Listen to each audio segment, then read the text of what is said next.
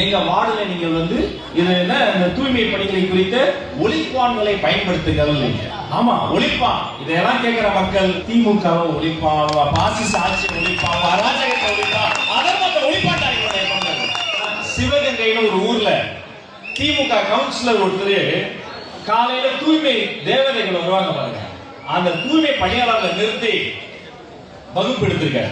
இந்த மாதிரி இனிமே நம்ம வார்டுல நீங்கெல்லாம் காலையில இந்த மாதிரி குப்பையெல்லாம் வாங்க வரும்போது விசிலையெல்லாம் நீங்க ஊதக்கூடாது.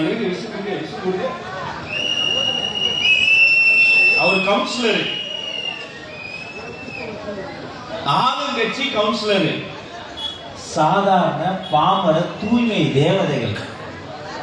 மன்னிச்சுக்கங்களா, டாக்டர் இல்லாம கூட நாங்க வாழ்ந்துருவோம். கொரோனா அப்ப வெளியே வரல, ஆனா கொரோனா காலத்துல கூட வேலை பார்த்துக்கிட்டே இருந்தது தூய்மை தேவதைகள், துப்புரவு தொழிலாளர்கள். இல்லைன்னா வாழவே முடியாது.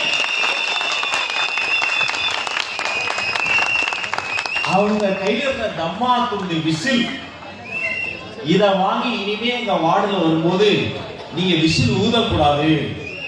எங்க வார்டுல நீங்க இது என்ன இந்த தூய்மை பணிகளை குறித்த ஒலிப்பான்களை பயன்படுத்துங்கள். ஆமா, ஒலிப்பான். இதெல்லாம் கேட்கிற மக்கள் திமுகவை ஒலிப்பான், பாசிச ஆட்சி ஒலிப்பான், அராஜகத்தை ஒலிப்பான், அதர்மத்தை ஒலிப்பாட்டாங்க. ஐபிஎல் கிரவுண்ட்ல விசில் ஊதக்கூடாது, தூய்மை தேவதைகள் விசில் ஊதக்கூடாது. நான் கேட்கிறேன், இதே தூய்மை தேவதைகள் 100 நாளை தாண்டி ரிப்பன் மாளிகை வாசல்ல இந்த மண்டி மைந்தர்கள் கருப்பர் நகரம் சொல்றோம், இந்த மெட்ராஸை கட்டி வைப்பது எங்களுடைய வேர்வை ரத்தத்திலே. இந்த தேவதைகள், இந்த மனிதர்கள் கெட்டதா மெட்ராஸ்? ரிப்பன் மாளிகை வாசல்ல போராடுறாங்க. என்ன வேணும்னு கேட்டா எங்களுக்கு பணி பாதுகாப்பு வேணும்னு போராடுறாங்க.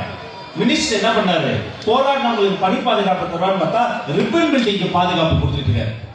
சரி, முதலமைச்சர் என்ன பண்ணுவாரு, இந்த கூலி தொழிலாளிகளை பத்தி பேசுவாங்க பார்த்தா கூலி படத்துக்கு திரை விமர்சனம் சொல்லிட்டு இருக்காரு. ஆக இந்த படத்துல ப்ளூ சட்டை மாறனுக்கு அவருக்கு தான்